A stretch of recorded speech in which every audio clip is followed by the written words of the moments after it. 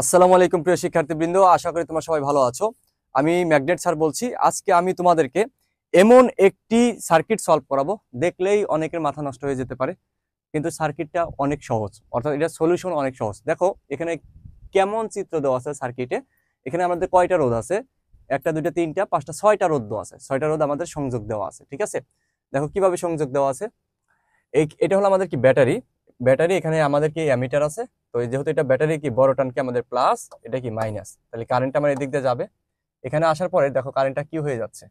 তো আমাদের এদিকে এদিকে আসতেছে, বিভিন্নভাবে ভাগ হয়ে যাচ্ছে। এখন এই যে এইটার আমাকে কি বের করতে বলছে? বর্তনীর তুল্য রোধ নির্ণয় করতে বলছে, আর কি বের করতে বলছে? অ্যামিটারের পার্ট কত।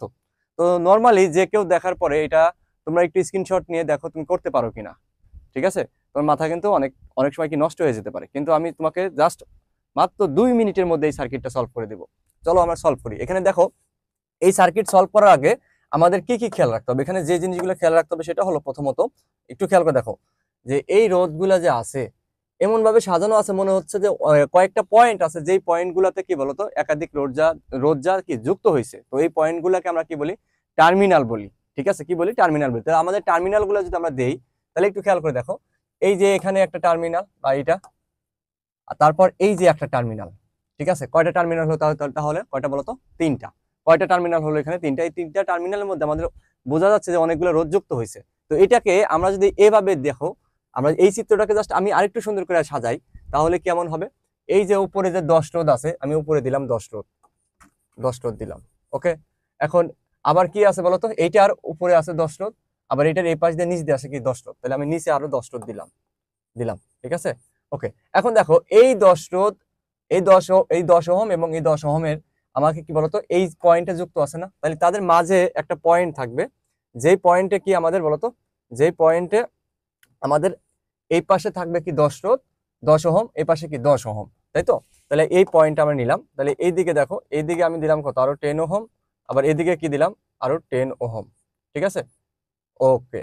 এখন দেখো আবার এ পাশেও, এদিকে আমাদের কি আছে? আরো 10 ওহম আছে, 10 ওহম দিলাম। এদিকেও কি আছে আমাদের? এদিকেও আমাদের 10 ওহম আছে, তাহলে আমি 10 ওহম দিলাম। এখন দেখো এই যে 10 ওহম, এই 10 ওহম আবার কি আছে বলতো? আমাদের এদের সংযোগ আছে। তাহলে এখানে কি হয়ে গেল বলতো? তারা কিন্তু এভাবে কি বলতো সংযুক্ত হয়েছে, তাই তো। অর্থাৎ আমাদের এভাবে সংযোগটা আমরা দিতে পারি। খেয়াল করে দেখো, এভাবে আমরা কি সংযোগটা দিতে পারি না বলতো? এভাবে আমরা সংযোগটা দিতে পারি। তাহলে এটাও আমাদের কি বলতো 10 ওহম, এটাও 10 ওহম, এটাও 10 ওহম, সবগুলোই কি আমাদের 10 ওহম রোধ মান দেওয়া আছে 10 ওহম করে। এটাকে ব্যাটারির সাথে যদি সংযোগ করে দেই, তাহলে কিন্তু আমাদের হয়ে গেল। অর্থাৎ দেখো এইভাবে যদি আমাদের থাকতো, তাহলে কিন্তু সলভ করা ইজি হইতো। বাট এটাকে জাস্ট তোমাকে একটু কি করছে বলতো? একটু পেঁচায় দিছে। এখানে একটু খেয়াল করে দেখো, এই জায়গা যে ছিল, এটা কিন্তু আমাদের যদি এরকম উপর দিয়ে এরকম বাঁকানো থাকতো, তার মানে বোঝা যেত যে এটার সাথে এটা সংযোগ নাই, কিন্তু বাঁকানো কিন্তু নাই। বাঁকানো নাই মানে কি? তার মানে বুঝতে হবে যে এগুলোর সাথে কি সংযোগ আছে। তাহলে জাস্ট এরকম সার্কিট দেখলে তোমার কি করতে হবে? একটা নতুন করে তোমাকে একটা চিত্র অঙ্কন সার্কিট আঁকাইতে হবে, যেটা তোমার জন্য সলভ করা সহজ হবে। এখানে দেখতেই পাচ্ছ যে এটা আমাদের কত হবে? এই 10 আর এই 10 আমাদের কি প্যারালালে আছে, তাহলে কত হবে বলতো? 5। আবার এই 10 কি প্যারালালে আছে, তাহলে কত হবে বলতো? 5। তাহলে এটাকে আবার আমরা আরেকটা, এখান থেকে আমরা কি করলাম?